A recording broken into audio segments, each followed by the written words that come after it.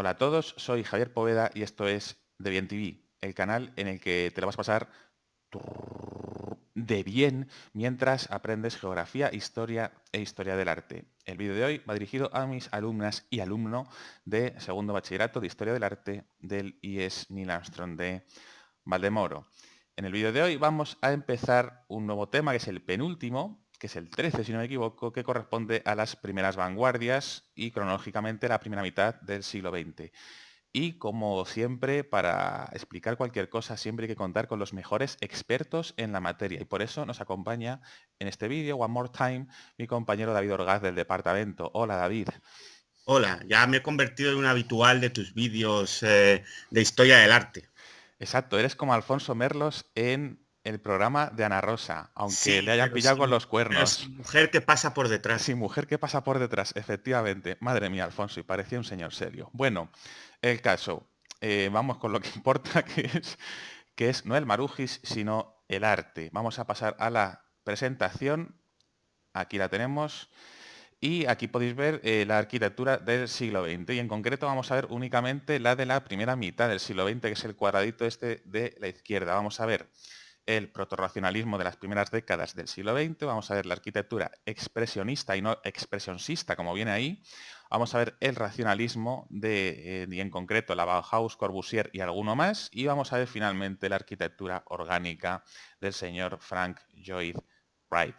El Así, dios. el dios Wright del siglo XX de la arquitectura. Bueno, entonces, empezamos con el protorracionalismo, ¿no? Este protorracionalismo surge como una reacción, o sea, al final todos los estilos artísticos surgen como reacción al anterior, o la mayoría surge como reacción siempre al anterior. Y en este caso, el último que vimos, si os acordáis, en el vídeo de ese maravilloso vídeo que hicimos de la arquitectura del siglo Quedará en los XIX, anales de YouTube como vídeo legendario. exacto, yo creo que es el mejor vídeo que he hecho en todo el canal, el de la arquitectura del siglo XIX. Bueno, el caso va a surgir contra, o sea, cómo reacciona este protorracionalismo contra el decorativismo excesivo del modernismo. Si os acordáis el modernismo que lo vimos, el modernismo ondulante, el modernismo geométrico, ¿no? Como Antonio Gaudí y demás. Que, que cronológicamente ocupaba el final del siglo XIX y el principio del siglo XX. Este protorracionalismo, como su nombre indica, va a ser un precedente del racionalismo, porque hay que saberse los prefijos griegos, y su evolución se va a truncar, o sea, va, digamos, a desaparecer como estilo con el estallido de la Primera Guerra Mundial. Entonces vamos a empezar a ver estas cositas. Bueno, lo primero, estos son algunos autores simplemente para que lo veamos, pero vamos, que esto no hay que sabérselos porque esto es un nivel, digamos, que no que excede el segundo bachillerato. Estos son ejemplitos, ¿veis? La casa Steiner de Adolf Loos o la casa de la Michaelerplatz o Michaelerplatz, como se diga, en Viena, que de aquí pues poco hay que decir más allá de que lo veáis. Otros ejemplos como la casa de la calle Franklin en París de Auguste Perret, que ahí lo más gracioso es que el hormigón se usa como elemento ornamental y no se oculta, pero vamos, que no tiene más misterio. Y otros edificios curiosos como puede ser la iglesia de Notre Dame du Raincy, que es una iglesia pero que parece un rascacielos o la guarida de un villano, y bueno, y por dentro lo que sería la nave que parece una fábrica, ¿no? Industrial, aunque sí que es curioso esas paredes todas con vidrieritas, ese muro cortina, ¿no? De cristal, que recuerda un poquito incluso al gótico.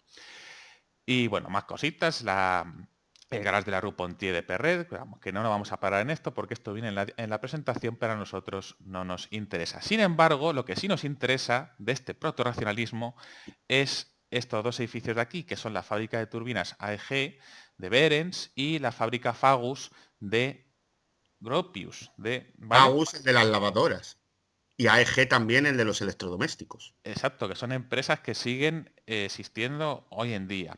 Y entonces, aquí vamos a ver, digamos, siguiendo esa doctrina que nos dejó Sullivan en la escuela de Chicago de que la forma sigue a la función, pues o sea, lo importante en esta arquitectura va a ser la función y luego ya digamos que el edificio se va a adaptar al uso que le queramos dar. En este caso, por ejemplo, tenemos las fábricas Y aquí lo más interesante son esos dos puntitos que tenéis ahí, que se sustituyen los muros tradicionales, o sea, un muro que tiene función sustentante, o sea, que digamos que soporta las cubiertas, se sustituye por un muro cortina de cristal, que es algo que ya hemos visto en la escuela de Chicago.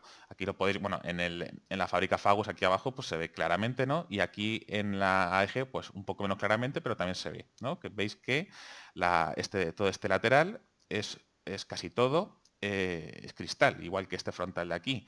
Y aquí en la fábrica Fagus, pues más todavía. ¿Qué es lo que ocurre? Que, bueno, la cubierta se sostiene simplemente por estos pilares metálicos, ¿vale? O sea, este muro, por ejemplo, el muro que vemos aquí, no tiene una función sustentante. Es simplemente, o sea, ahora mismo este muro de aquí lo único que hace es tapar la luz, no hace más, ¿vale? Y Sí, estos primeros edificios, como el de Turbinas AEG de Berens, aún se ve ese armazón que está sujetando la cubierta. Sin embargo, ya Gropius en la fábrica Fagus sí que oculta más ese armazón. No se ve o no se intuye dónde está ese armazón, está cubierto, pero porque es un siguiente paso en esta evolución de protorracionalismo a racionalismo. Podríamos decir que esta fábrica Faust de Gropius es el antecedente más directo del racionalismo que ahora veremos.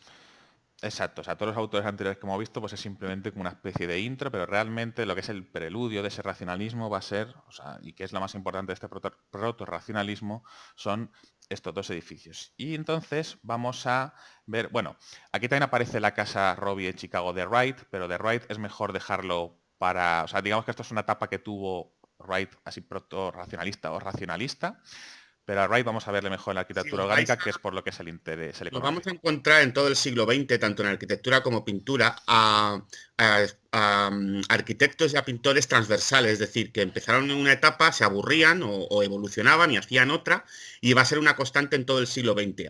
Hasta ahora, normalmente, un autor había tenido asociada un periodo artístico o una escuela artística y se ceñía a esa.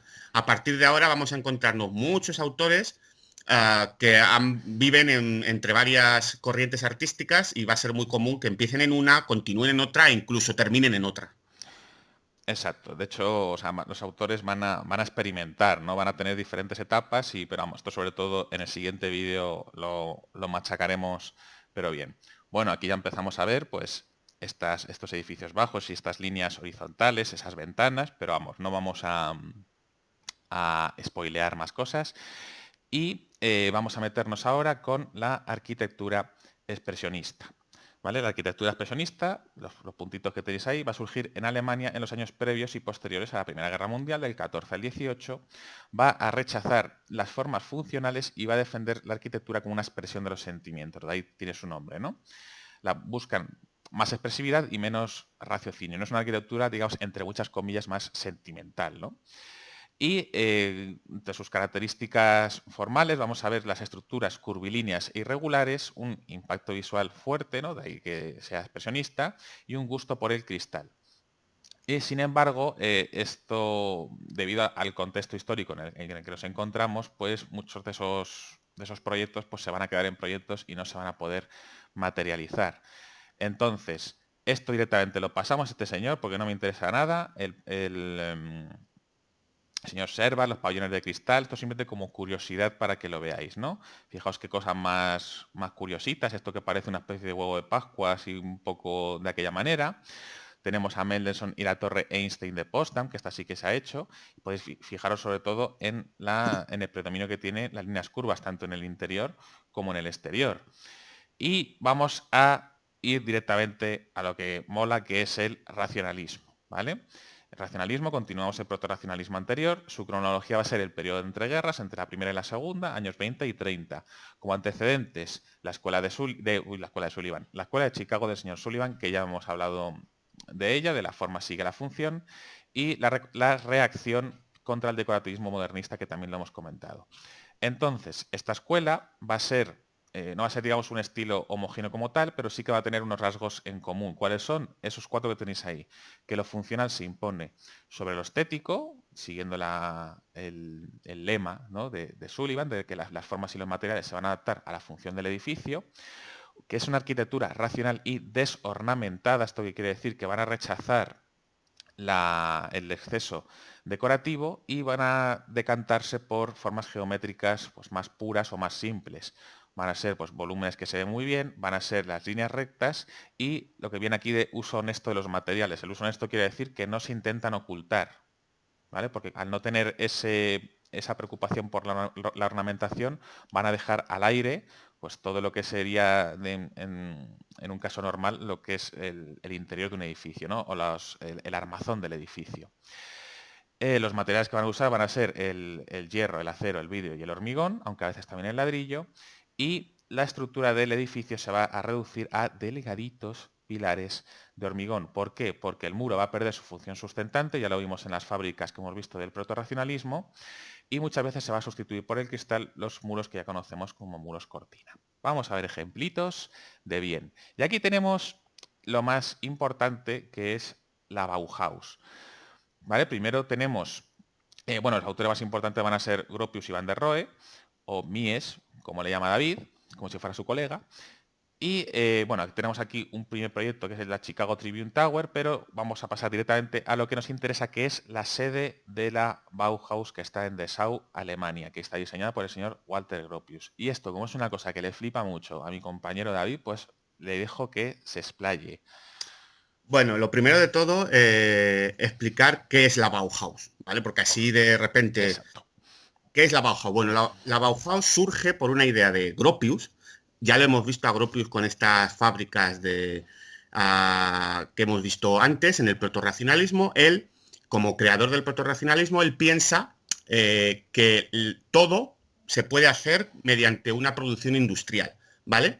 Es decir, que hay la industria que en estos momentos estaba en auge, pues que se puede producir industrialmente todos los componentes de la arquitectura, ¿vale? Ya sea una casa o ya sea lo que complementa la arquitectura, es decir, un mobiliario, por ejemplo, del interior de una casa. Y entonces crea una escuela de diseño, de arte, ¿vale? Que llama la Bauhaus, donde pues, estudiantes van allí a estudiar, ¿vale? Entonces, lo que hace con estos estudiantes es supedita todo a la arquitectura y todo al diseño. Y entonces, esta escuela de diseño se encargaba desde un diseño de edificios a un diseño de mobiliario, a un diseño de utensilios para la casa. Todo mediante diseños, ¿vale? Por lo tanto, los estudiantes que estudiaban allí, pues podían desde diseñar un tejado, a diseñar un jardín, a diseñar un tenedor, ¿vale? O sea, aprendían a diseñar todo tipo de aparatos. Bueno, esta Bauhaus, esta escuela de diseño, la funda en Weimar, ¿vale? Y posteriormente, con el paso de los años, la Bauhaus tiene cada vez más estudiantes, cada vez más éxito, y todo aquel que en Alemania quería ser artista o quería dedicarse al mundo del arte o de la arquitectura, pues, o al diseño, pues acababa matriculándose. ¿Qué ocurre? Que este éxito hizo que se construyera una sede nueva de la Bauhaus, porque el anterior que tenían era un edificio antiguo.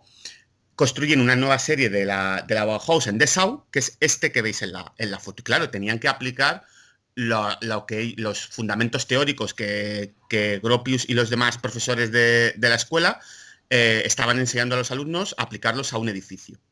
¿Cómo? Bueno, si os fijáis en la fotillo de arriba en blanco y negro, aparece como dos módulos. Un módulo más chiquitito en forma como de cubo más grande y luego otro módulo como en dos diferentes alturas. Estos dos módulos se unieron mediante un pasillo transversal que unía los dos módulos sobrelevado a través de una serie de estructuras como de palitos, de palotes, que reciben el nombre de pilotis.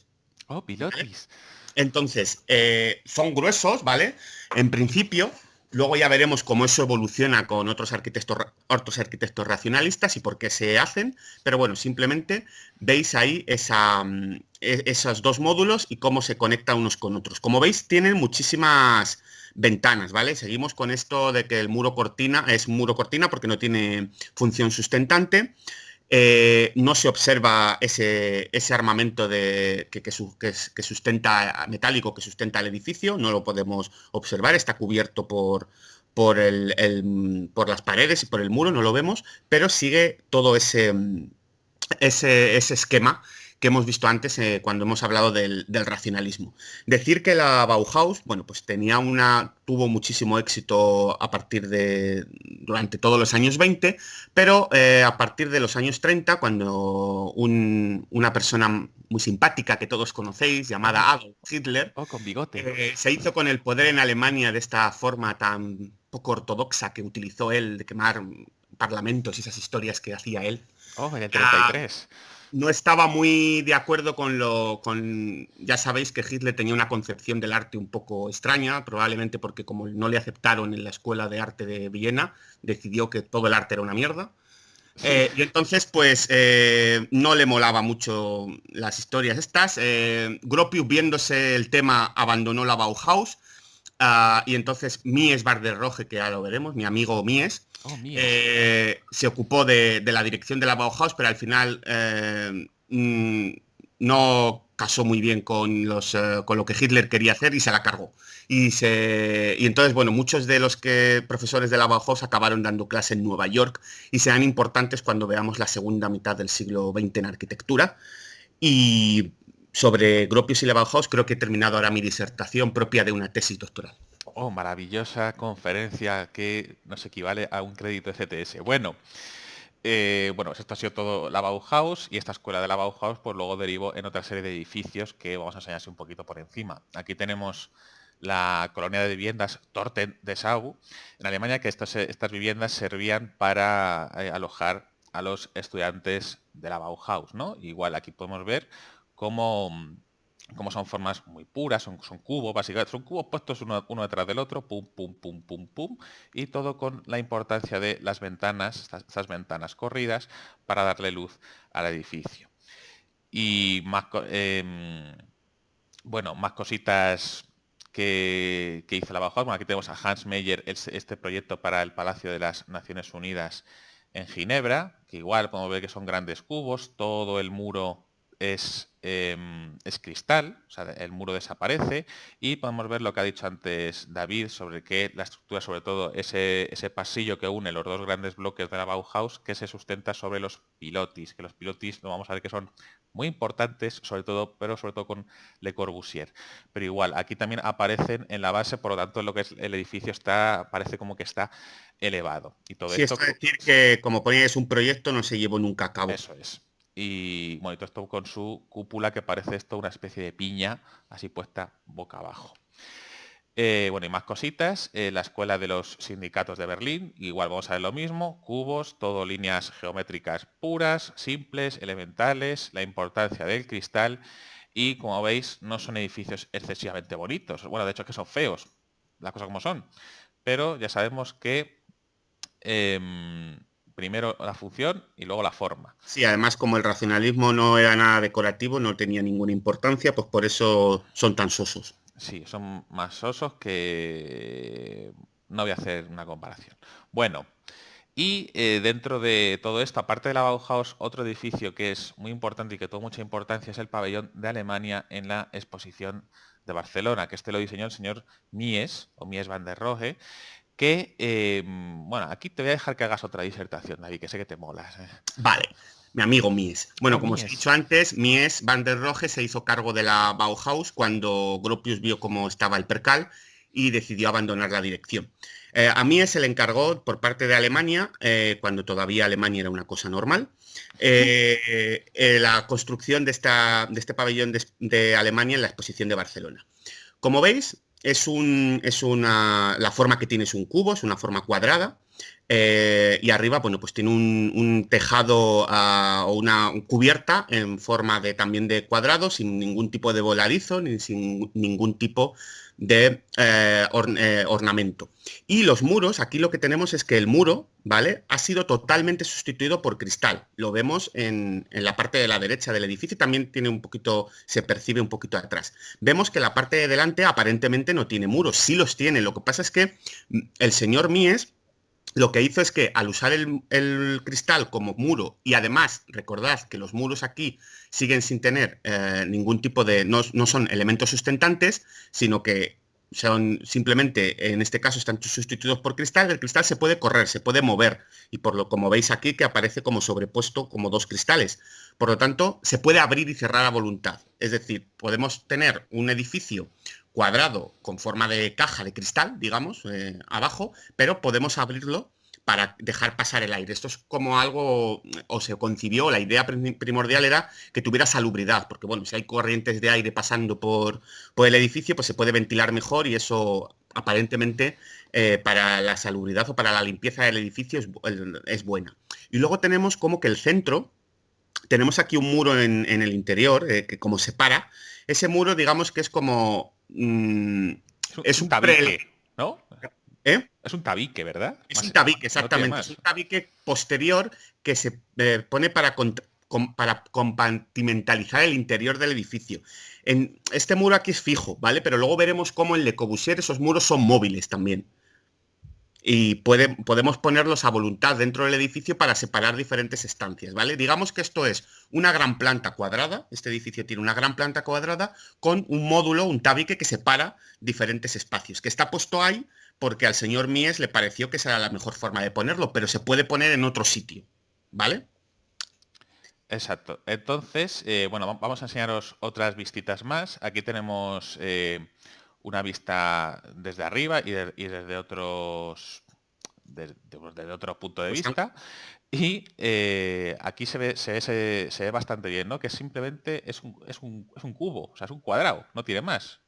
O sea, y tiene absolutamente cero decoración, y en los interiores son interiores muy diáfanos, y estos muros, bueno, lo que os he dicho ahí, este muro está puesto aquí pues porque se puso ahí porque quiso, pero este muro lo puedes poner en cualquier parte del edificio. O sea, esto es como si fuera un Lego, ¿no? Tú puedes quitar los muros de dentro, que el techo no se va a caer.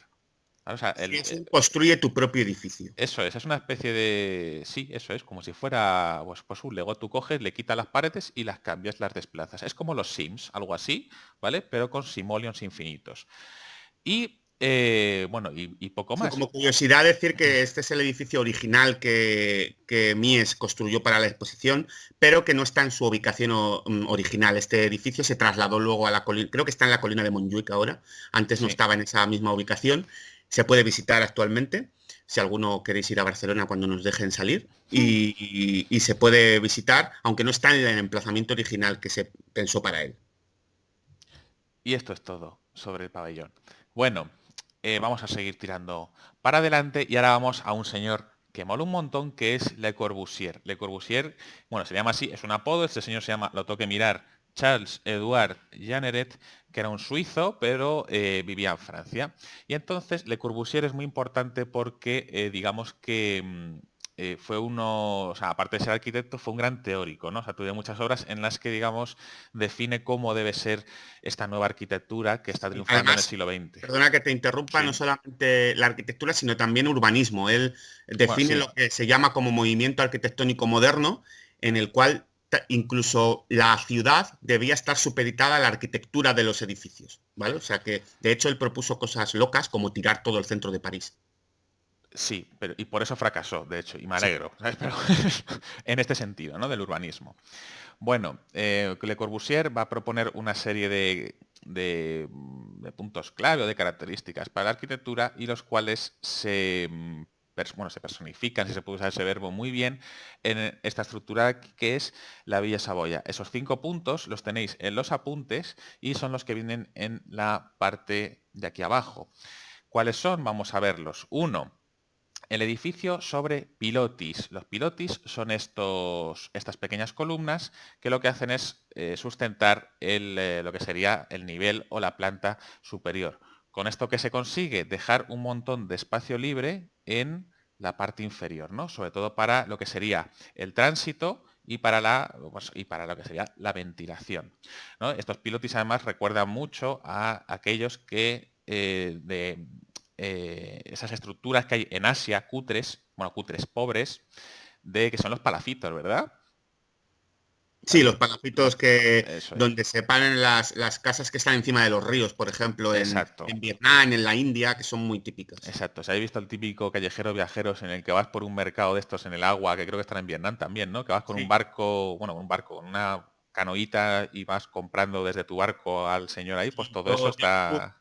Sí, yo estuve ahí en el delta del Mekong y se eh, compran cocos y se compran cosas a los que están ahí en las casas con los palafitos. Muy... Oh, coquitos, qué asco. Me da un asco el coco, por cierto. O sea, Pero eres una persona sin criterio. no, porque, o sea, están como...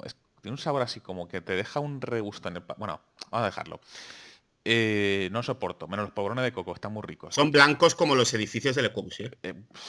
Sí, pero por dentro te engañan. Bueno, el caso, vamos a seguir. Más cosas. Una cubierta ajardinada. La cubierta ajardinada es esta cubierta que es así plana y bueno, aunque aquí no se ve mucho, o sea, no se ve nada de jardín, digamos que se pretende decorar con vegetación pues para, digamos, hacer un poquito más bonito y sobre todo que tener un montón de vistas a tu alrededor. Después tenemos las ventanas longitudinales, que esto es más de lo mismo, ¿no? Es una ventana corrida que digamos que viene a sustituir al muro. De hecho, por Sí, están en ejemplo, los 4 lados, por cierto. eso es, está en cada uno de los 4 lados de este cuadrado o de este cubo. Y igual, esta ventana, aunque aquí no lo parezca, sustituye al muro. O sea, está puesto aquí como no podía estar puesto o como podía, digamos, ocupar toda la superficie del muro, ¿vale? Porque este muro no sustenta al edificio. Este edificio está sustentado fundamentalmente por los pilotis famosos, ¿vale? Más cositas que me queda. La planta libre. La planta libre es algo que hemos visto también en el edificio anterior, en el pabellón alemán de Barcelona, que es que es una planta que podemos considerar que es diáfana y que tú puedes compartimentarla o utilizar estos muros que ya no sirven como función sustentante, sino que sirven únicamente para definir o para delimitar las estancias o las habitaciones, ¿no? O sea, tú aquí ahora veremos fotos del interior, pero digamos es como si fuera un loft, ¿no? Por así decirlo, y que tú puedes poner los tabiques como si fueran biombos y puedes crear las estancias o habitaciones pues que a tu criterio sean más funcionales. De hecho, para eso está hecho esto. Y ¿qué me queda? Y ya por último, la fachada libre que sirve para, bueno, esto va unido a las ventanas, ¿no? Que es lo que he comentado antes, que tú puedes usar esa fachada de la manera que más te interese. ¿Por qué? Porque esos muros, digamos, que delimitan el exterior del edificio, no tienen esa función sustentante y por lo tanto puedes colocar las aberturas o las formas o lo que tú consideres oportuno. Eso se llama fachada libre porque puedes usarla, o sea, hacer uso de ella de la manera que consideres oportuna. Sí, una cosa importante, no viene aquí reflejado, pero es una constante en toda la obra de Le Corbusier, es su primacía o lo que le gustaban a él, los barcos. Entonces, esta especie de única decoración que se permite en Villa Saboya, que es esa estructura que aparece en la cubierta, bueno, pues asemeja como si fuera la chimenea de un barco. Vamos a ver en más obras de Le Corbusier cómo tiene esa reminiscencia de los barcos, porque bueno, pues cada uno tiene sus filias. A Favier le gusta el himno de la Unión Soviética y Oh, a Le Corbusier le gustaban los barcos. soy un Erusimi. Es que el himno de la Unión Soviética, digamos que o sea, estás de bajona, te lo pones y te vienes arribísima. Bueno, aquí tenéis unas cuantas vistas más. Mira, aquí tenemos una vista desde una diagonal, y aquí se ven muy bien los pilotis, se ven las ventanas, ven cómo se hace el uso de la fachada, esta terminación del techo, que es lo que dice David, que se asemeja a una chimenea de un barco, y aquí podemos ver los interiores. Y estos interiores, como podéis ver, son muy diáfanos y se han puesto aquí estas paredes de cristal y se han puesto ahí porque las puedes poner ahí o porque las puedes poner donde te salga, donde te dé la gana, ¿vale?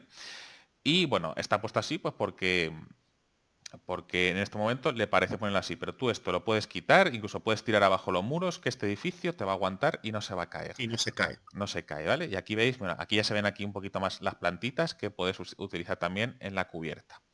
Y esto es Villa Saboya, que es un poco, o sea, es muy sosa, digamos, ornamentalmente, pero es muy inteligente el diseño.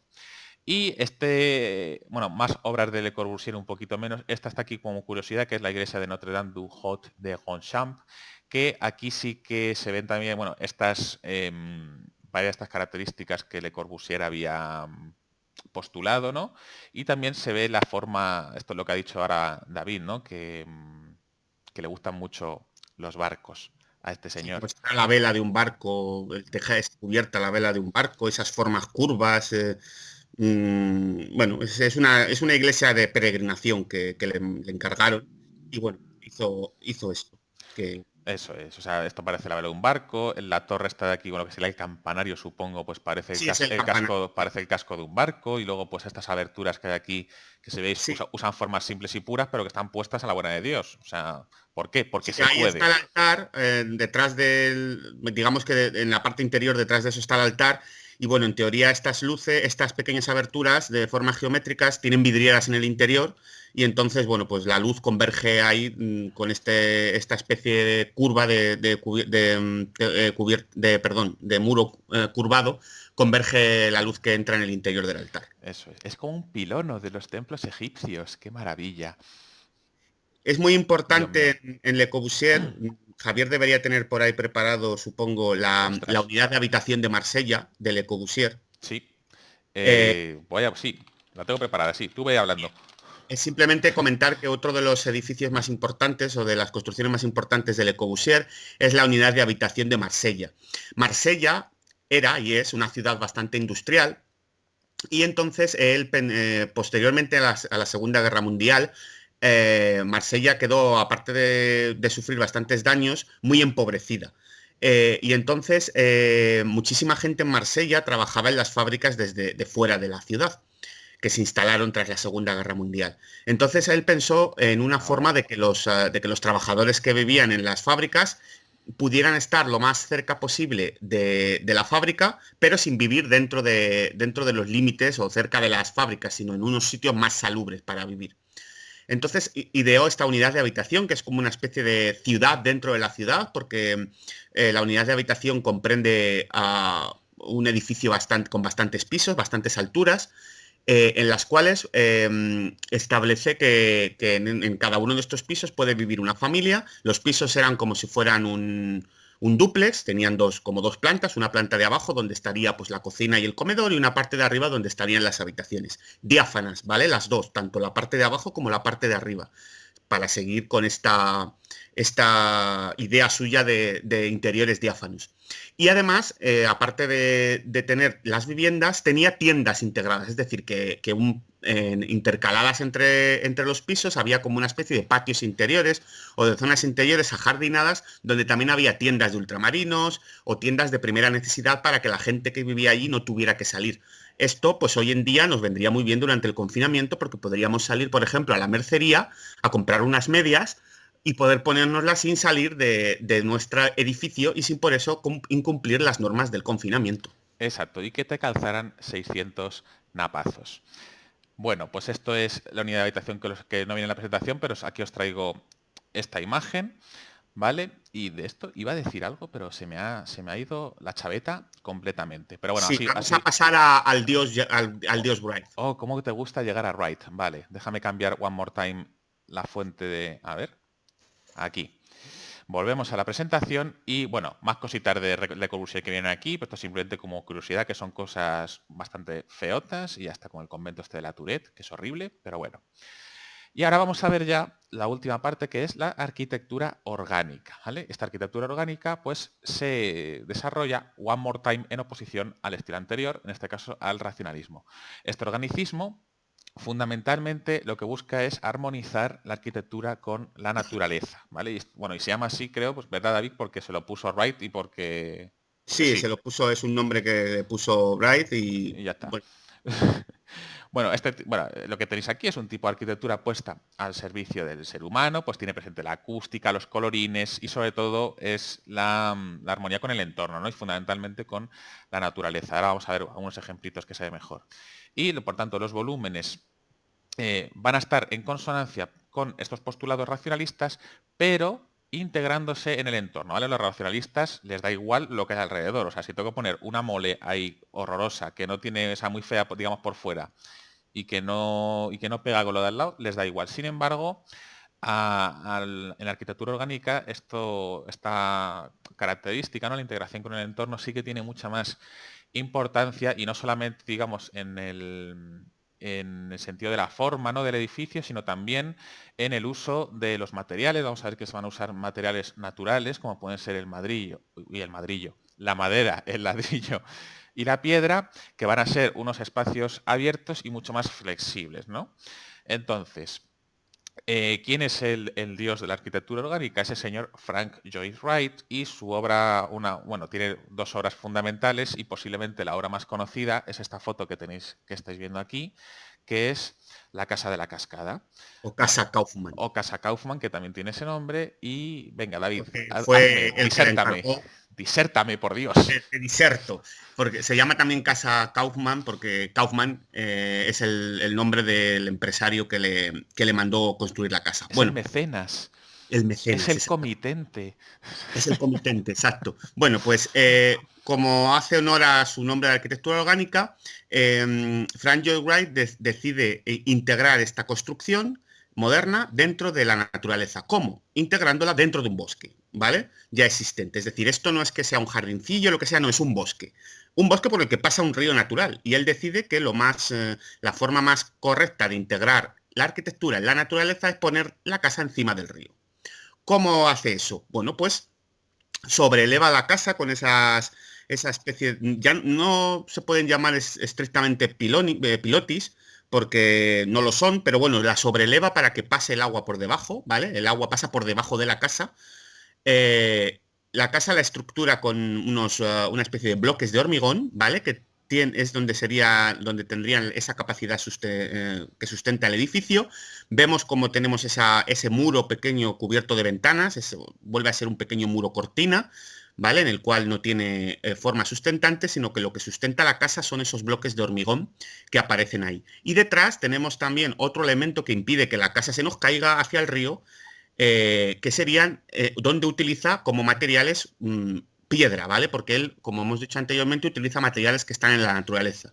Y entonces la piedra es uno de los materiales, junto con el ladrillo, que más utiliza. Lo vamos a ver muy bien en el interior. ¿Veis? Esta casa está totalmente integrada dentro de la naturaleza y se hace partícipe de ella también en el interior. Interiores diáfanos, ¿vale? En eso sigue la arquitectura racionalista, porque no es que no rompe del todo con esos principios racionalistas, sino que, como ha dicho muy bien Javier antes, se preocupa por integrarla en la naturaleza y no ser una cosa ahí que aparece sin ningún tipo de ton ni son en mitad de la nada. Esto está integrado con la naturaleza. Veis esos suelos de piedra, veis esas vigas pequeñas que tiene de piedra, y un pequeño uso, en estas fotos no se ve, no sé si habrá alguna más, también hay de ladrillo. Y como veis, esos interiores diáfanos. Esta arquitectura orgánica tiene, digamos, como dos vertientes. Una de integrarla en la naturaleza, como la Casa de la Cascada, en la cual aparece dentro del bosque, integrada en la naturaleza sin romper con la naturaleza o sin alterarla demasiado. Y luego tenemos otro ejemplo en el Museo Guggenheim, que sería la siguiente diapositiva, esta de aquí, en la cual, claro, está construido dentro de una ciudad, Nueva York. No podemos no podemos integrarlo en la naturaleza porque Nueva York no es naturaleza, es una gran ciudad.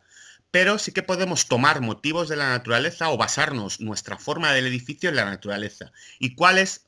Para muchísimos arquitectos, incluido Gaudí en el modernismo, aunque digamos que Gaudí lo utilizaba como elemento decorativo y no como forma del edificio, es la espiral, ¿vale? La espiral porque, bueno, pues sabemos que muchos moluscos tienen esa forma en espiral, incluso muchas plantas también tienen forma en espiral.